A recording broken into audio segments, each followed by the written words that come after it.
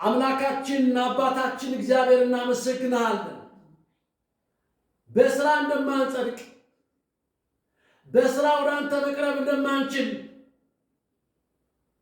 በስራ የተኮነንን እንደሆነ በስራ ደካሞች እንደሆንን አስተምረህናል። ክብር ላንተ ይሁን።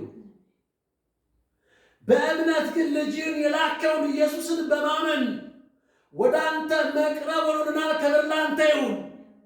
በእምነት ጸድቀናል። ክብር ላንተ ይሁን። በእምነት ተፈውሰናል። ክብር ላንተ ይሁን። በእምነት የዘላለም ሕይወት አግኝተናል። ክብር ላንተ ይሁን።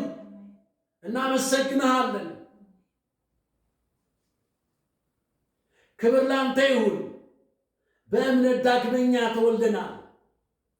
በእምነት ቃሉን ተቀብለን ወስደናል። ክብር ላንተ ይሁን። በኢየሱስ ስም ቀንበር ይሰበር፣ እስራቶች ይፈቱ። በኢየሱስ ስም ልባችሁ ይጠቃል፣ ልባችሁ ነፃ እንዲሆን እንጸልያለን። የታሰራችሁ ልትፈቱ እንጸልያለን። የታመማችሁ ልትፈወሱ እንጸልያለን። በኢየሱስ ስም ሞት ወይ መውጊያ የታል? ሲኦል ወይ ድል መንሳት ወዴት ነው ተብሎ ተጽፏል። በሞት ጥላ አገር ያለ ብርሃን ወጣላችሁ ተብሎ ተጽፏል። በኢየሱስ ስም በምድራችን ላይ ብርሃን ይውጣ። በሕዝባችን ላይ በሰሜን ኢትዮጵያ ላይ ብርሃን ይውጣ። በደቡብ ኢትዮጵያ ላይ ብርሃን ይውጣ። በምስራቅ ኢትዮጵያ ላይ ብርሃን ይውጣ። በምዕራብ ኢትዮጵያ ላይ ብርሃን ይውጣ።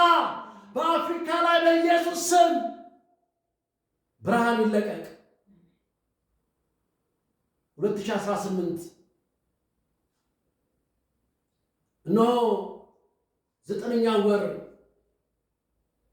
ግንቦት 24 አገራዊ ምርጫ አለ።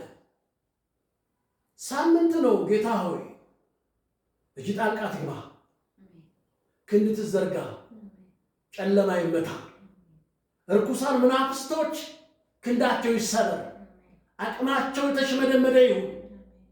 በኢየሱስ ስም ምክራቸው ይፍረስ። በኢየሱስ ስም የተገለበጡ ይሁኑ። በኢየሱስ ስም እግዚአብሔር እጅ ያግኛቸው። የወንጌል እሳት ይዝነብ። አገራችን ከጦርነት ነፃ ትሁን። ይህ ምርጫ የሰላም፣ ይህ ምርጫ የፍቅር፣ ይህ ምርጫ የመቀባበል ይሁን። ተሸናፊው በጸጋው እንዲቀበል ጸጋን አብዛለት። ያሸነፈውም ሀገሪቱን በትክክል እንዲመራ እንደተዳው እንጸልያለን።